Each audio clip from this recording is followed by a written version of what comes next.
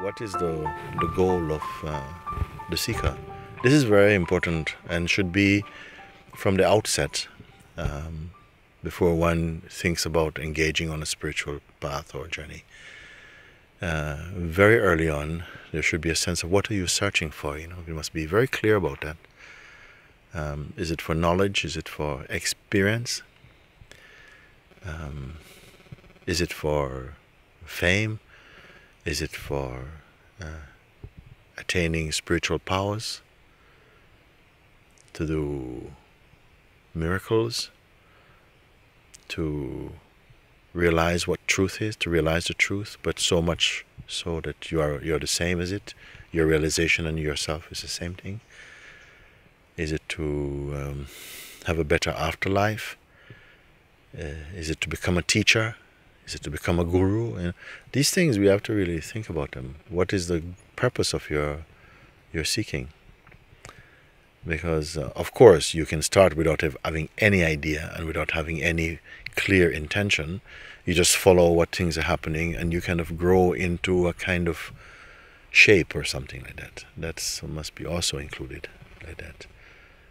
But I feel that for many seekers, after years of practice, if they really were asked, what, do you have an idea what you're searching for? Anyway, at the end of so many years, your goals may change.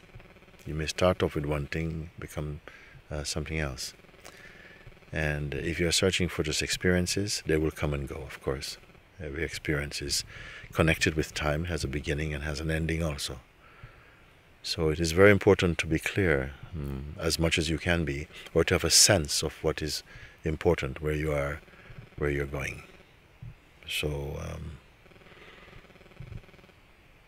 here the goal is to awaken to what you've always been. I say not to develop into something. That can be another way of looking at it, So I don't want to be too rigid with terminologies. It can be put like you're growing into this becoming this thing, like you're moving from caterpillar to butterfly or something. It can be a way of putting it, or it can also be a way of kind of undressing all the layers of conditioning and ideas and identity and so on, and coming back to one's original place before we acquired, so to speak, all this idea about ourselves and the world and so on, which are not stable. So here we more focus on that which is always present, because if truth is real and infinite, it must always be real, always be infinite. And if it is infinite, it means that it's also here now, ever present, it's here now. Then your question may be, if it is here now, how comes I'm not aware of it? And I would be inclined to tell you, well, actually you are it, but you believe you are not it. You're unaware of it, so to speak, because we are more feeling that we are our body, mind, and the dynamic expression which we call life, and our belief systems and identities and so on. But these are not stable factors. They are also changing, you see. And you are behind all the changes to witness all the changes, so you cannot be the changes. This is something that you will discover very, very quickly in satsang. And as you go more deeply into the experience of this, the experience means that you can confirm for yourself, not just believing, not imagining, but you can feel and clarify and somehow confirm from your direct experience, you see. This has to be the most important factor, because otherwise you're only speculating. It only becomes a question of opinions or so. One has to speak from one's being. You must be the thing you're searching for, ultimately. Now, whether that ultimately is a question of lifetimes or years or so on, well, we will see. I say what you're searching for is timeless, and it is timelessly here, timelessly present. You are not greater than the thing you're searching for, in fact. You, the one who is seeking, if you have the notion of yourself as a person, you're not greater than the thing you're seeking. And even you, as a person seeking something, is watched immediately and directly from your true place which knows what seeking is, knows what intention is. You see? So in a sense, it is crazy that you're here, but it is so much seeming to be entwined with our learned self, our ideas, that it seems an entangled sense that I am here somehow, but it's all mixed in with my thoughts and feelings and memories and so on. You see?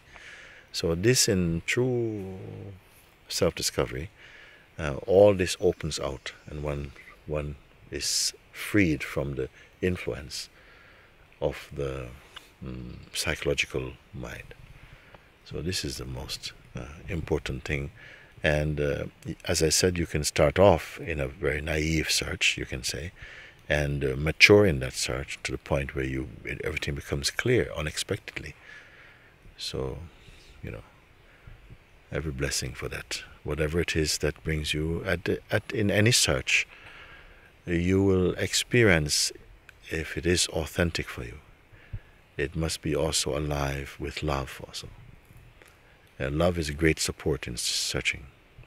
Not the love that necessarily need an objective reflection necessarily, but the love which is the joy of being, and the wholeness, the sense of wholeness or unity of being, which arises in this form as love towards all. It doesn't pick and choose like how the sun shines. It doesn't prefer to shine on beautiful flowers and not on a dirty place. It's everywhere equal, you see.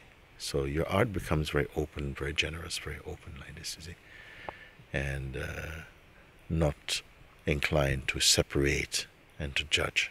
All these things begin to melt away and become one unity, one wholeness. And this wholeness is not about things. It's a spiritual feeling. It's a whole inclusiveness. And it's not things now that we can describe so much with words. And it's good that we cannot describe them with words, because then we will put too much trust, as we have done already, too much trust in words.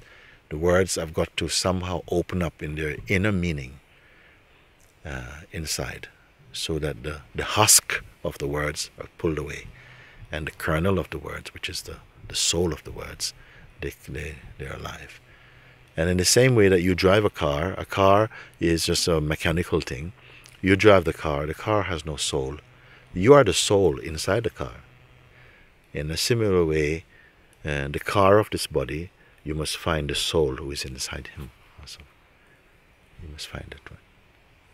You cannot say, I am my car. You don't say, I am my car. You may say, I love my car, but I am not my car.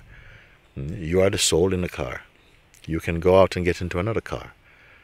You see, you must find out who is the driver inside this car of the body. You see. Very good for now.